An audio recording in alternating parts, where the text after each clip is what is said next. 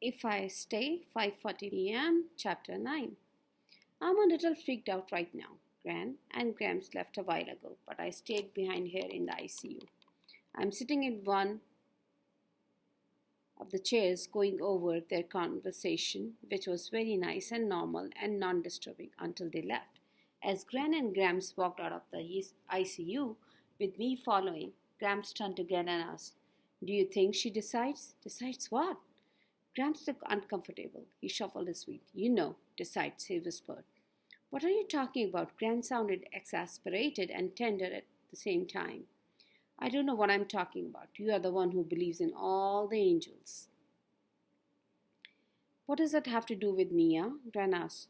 "If they're gone now, but still here like you believe, what if they want her to join them? What if she wants to join them?" "It doesn't work like that," Grant snapped.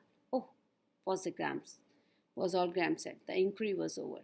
After they left, I was thinking that one day maybe I will tell Gran that I never much bought into a theory that birds and such people could be people's guardian angels, and now I am more sure that even ever that there is no such thing. My parents aren't here. They are not holding my hand or cheering on me.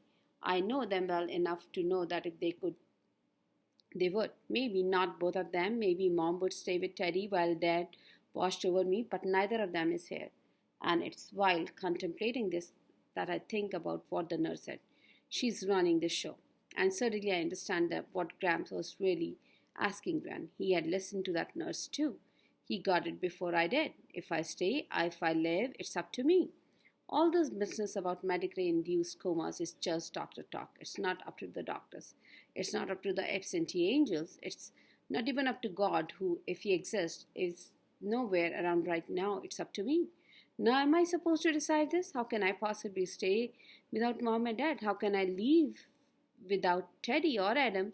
This is too much. I don't even understand how it all works, why I'm here in the state that I am in, or how to get out of it. If I wanted to, if I were to say I want to wake up, would I wake up right now? I already tried snapping my heels to find Teddy and trying to be myself to Hawaii, and that didn't work.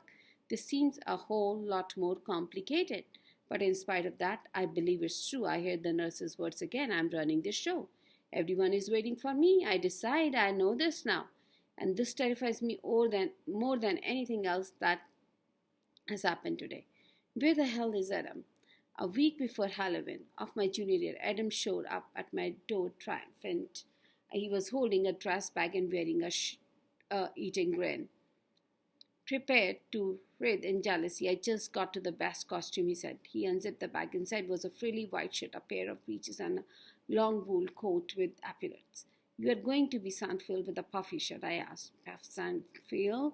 And you all call yourself a classical musician? I am going to be Mozart. Wait, you haven't seen the shoes." He reached into the bag and pulled out clunky black leather numbers with metal bars across the tops. "Nice," I said. "I think my mom has a pair like them. You're just jealous because you don't have such a rocking costume, and I will be wearing tights too. I'm just that secure in my manhood, and also I have a wig." "Where did you get all this?" I asked, fingering the wig. It felt like it was made of burlap. "Online, only $100. You spend $100 on a Halloween costume?" At the mention of the word Halloween, Teddy zoomed down the stairs, ignoring me and yanking on Adam's wallet chain. "Wait here," he demanded, and he ran back upstairs and returned a few seconds later holding a bag. "Is this a good costume, or will it make me look babyish?" Teddy asked, pulling out a pitchfork, a set of devil ears, a red tail, and a pair of red fleecy pajamas. "Oh!" Adam stepped back, but his eyes wide. "The outfit scared the hell out of me, and you aren't even wearing it. Really? You don't think the pajamas make it look dumb? I don't want anyone to laugh at me." Teddy declared, his eyebrows furrowed in seriousness. I grinned at Adam, who was trying to sell his own smile. "Red pajamas plus pitchfork plus devil ears and pointy tail is so fully satanic no one would dare challenge you, lest they risk eternal damnation," Adam assured him. Teddy's face broke into a wide grin, showing up the gap of his missing front tooth. "That's kind of what Mom said, but I just wanted to make sure she wasn't just telling me that so I wouldn't bug her about the costume. You aren't taking me trick or treating, right?" He looked at me now. "Just like every year," I answered. "How else am I gonna get candy?" "You're coming too?" he asked Adam. "I wouldn't miss it." Teddy turned on his heel and whizzed back up the stairs. Adam turned to me, that steady, settled. What are you wearing? Ah, I'm not much of a costume girl. Adam rolled his eyes. Well, become one. It's Halloween. Our first one together. Shooting Star has a big show that night. It's a costume concert, and you promised to go. Inwardly, I groaned. After 6 months with Adam, I had just gotten used to us being odd couple at school. People called us Groovy and the Geek, and I was starting to become more comfortable with Adam's bandmates and had even learned a few words of rock talk. I could hold my own now when Adam took me to House of Rock, the rambling house near the college, where the rest of the band all lived. I could even participate in the band's punk rock potluck parties where everyone invited had to bring something from their fridge that was on the verge of spoiling. We took all the ingredients and made something out of it. I was actually pretty good at finding ways to turn vegetarian ground beef, beets, feta cheese, and apricots into something edible. But I still hated the show and hated myself for hating them. The clubs were smoky, which hurt my eyes and made my clothes sting. The speaker would always turned up so high that the music blared, causing my ears to ring so loudly afterwards that the high-pitched drone was actually keep me up. I lied up in my bed, replaying an awkward night and feeling about it with each playback. Don't tell me you're gonna back out, Adam said, looking equal parts hurt and irritated. What about Teddy? We promised we would take him for trick or treating. Yeah, at 5 o'clock, but don't have to be at show until 10. I doubt even Master Ted could trick or treat for 5 solid hours. So you have no excuse, and you would better get a good outfit together because I'm going to look hot in the 18th century kind of way. After Adam left to go to work delivering pizza, I had a pit in my stomach. I went upstairs to practice the devout peace Professor Christie had assigned me and to work out what was bothering me. Why didn't I like the shows? Was it because Shooting Star was getting popular and I was jealous? Did the ever growing masses of girls groupies put me off? This seemed like logical enough explanation, but it wasn't it.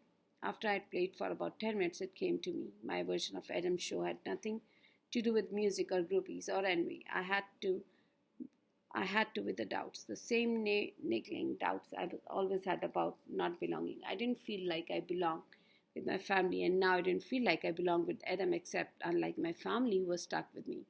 Adam had chosen me, and this I didn't understand why he had fallen for me. It didn't make sense. I knew it was music that brought us together in the first place, put us in the same place as we could see even get to know each other. And I knew that Adam liked how into music I was, and that he dug my sense of humor. So dark you almost miss it, he said. And speaking of dark, I knew he had thing for dark-haired girls because of all this girlfriend he had been. And I knew that when it was two of us alone together, we could talk for hours or sit reading side by side for hours, each one plugged into your own iPod and still feel completely together. I understood all that in my head, but I still didn't believe in my heart. When I was with Adam, I felt picked, chosen, special, and just made me wonder why me even more. And maybe this was why, even though Adam willingly submitted to discovered symphonies and attended any recital I gave, bringing my stargazer lilies, my favorite flower, I would rather have gone to the dentist than to one of his shows, which was so childish for me. I thought of what Mom sometimes said to me when I was feeling insecure: fake it till you make it. By the time I finished playing the piece 3 times over, I decided that not only would I go to his show, but for once I would make such an effort to understand his word as he did mine. I need your help, I told Mom that night after dinner as we stood side by side out doing dishes. I think we have established that I'm not very good at trigonometry. Maybe you can try the online tutor thing, Mom said. Not math help, something else. I will do my best. What do you need? Advice. Who is the coolest, toughest, hotter rocker girl you can think of? Debbie Harry, Mom said. Ah, not finished. Mom interrupted. You can't ask me to pick only one. That's so Sophie's choice. Sophie's choice. Kathleen Hanna, Pat Smith, John Jett, Courtney Love in her demented destructionist way. Lucinda Williams, even though she's country, she's tough as nails. Kim Jordan from Sonic Youth, pushing 50 and still at it. The cat power woman, John Armitage. Why is some kind of social studies project? Kind of, I answered, toweling off a chip plate. It's for Halloween. Mom clapped her soapy hands together in delight. You're planning or impersonating one of us. Yeah, I replied. Can you help me? Mom took off early so we could trawl through vintage clothing stores. She decided we should go for pastiches or rocker looks rather than trying to copy one artist. We bought a pair of tight lizard skin pants, a blonde bob wig, and a severe bangs. Early 80s Debbie Harry, which mom streaked with purple manic panic. For accessories, we got a black leather band for one wrist and about 2 dozen silver bangles for the another. Mom fished out for her own vintage Sonic Youth t-shirt, warning me not to take it off lest someone grabs it and sell it on eBay for a couple $100, and the pair of black pointy toads leather spiked boots that she had worn to her wedding. On Halloween, she did my makeup, thick streaks of black liquid eyeliner that made my eyes look dangerous, white powder, and that made my skin pale, blood red gashes on my lips, a stick on nose ring. When I looked into the mirror, I saw Mom's face peering back at me. Maybe it was a blonde wig, but this was the first time I ever thought I actually looked like any of my immediate family. My parents and Teddy waited downstairs for Adam while I stayed in my room. I felt like this was a prom or something. That helped the camera. Mom was practically dancing with excitement when Adam came through door, showering Teddy with skittles. Mom and Dad called me down. I did a slinky walk as best as I could in heels. I had expected Adam to go crazy when he saw me. His jeans and sweaters, girlfriend, all glammed out, but he smiled his usual greeting, chuckling a bit. Nice costume was all he said. Quick, procure, only fair, I said, pointing to his Mozart ensemble. I think you look scary but pretty, Teddy said. I would say sexy too, but I'm your brother, so that's cross. How do you even know what that means? I asked. You are six. Everyone knows what that means, he said. Everyone but me, I guess. But that night I kind of learned when we trick-treat with Teddy. My neighbors, known me for years, didn't recognize me. Guys who had never given me a second glance did a double take. And every time that happened, I felt a bit more like the risky chick I was pretending to be. Fake it till you make it actually work. The club was Shooting Stars, where Shooting Stars was playing, was packed. Everyone was in costume, most of the girls in kind of racy get-ups. Cleavage, wearing French maids, wife wielding dominatrixes, Lottie, Wizard of Oz, Dorothy's with skirt hiked up, showing their ruby garters that normally make me feel like a big oaf. I didn't feel offish at all night, even if nobody seemed to recognize that I was wearing a costume. You were supposed to dress up. A skeleton guy chastised me before offering me a beer. I love those pens. A flat girl screamed into my ear. Did you get them in Seattle? Aren't you in the crack house quarter? A guy in Hillary Clinton mask asked me, referring to some hardcore band that Adam loved and I hated.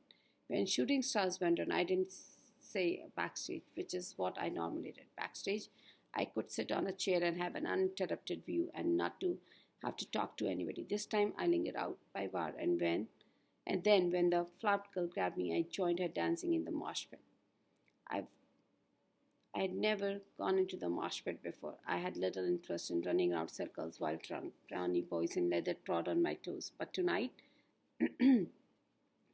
I totally got into it, understood what it was like to merge energy with the mobster and absorbed there as well. How in the pit, when things got going, you weren't so much walking or dancing as being sucked into a whirlpool. When Adam finished his set, I was painting and sweaty as he was. I didn't go backstage to greet him before everyone else got to him. I waited for him to go to the floor of the cup to meet his public like he did at the end of every show. And when he came out, a towel around his neck, sucking on a bottle of water, I plunged myself into his arm and kissed him.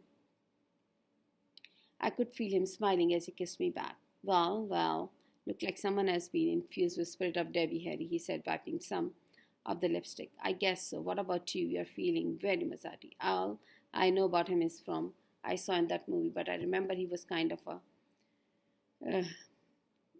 he was kind. I can load up and we get out of there. No, let's stay here for last set. Really? Adam asked, his eyebrow rising in surprise. Yeah, I might even go into a pit with you.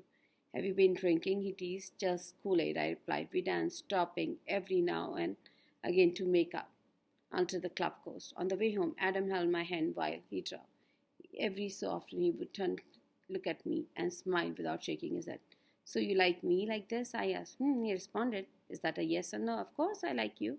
No, like this. Did you like me tonight? Adam straightened up. I like the you go into the show and went clumping to leave ASAP, and I love dancing with you, and I loved how comfortable you seemed to be with all this riffraff. But did you like me like this? Like me better? Then what? He asked. He looked genuinely perplexed.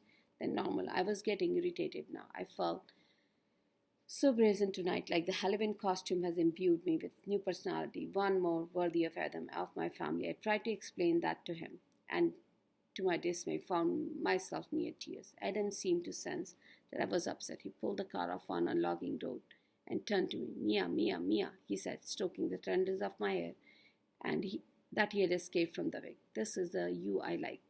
You definitely dressed and are, blonde, and that's different. But the you who are tonight is the same as I was in love with yesterday, the same you will be in love with tomorrow.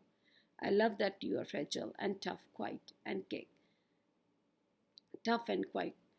You are one of the punkest skull I know, no matter who you listen to or what you wear. After that, whatever I started to doubt Adam's feeling, I would think about my wig gathering dust in my closet.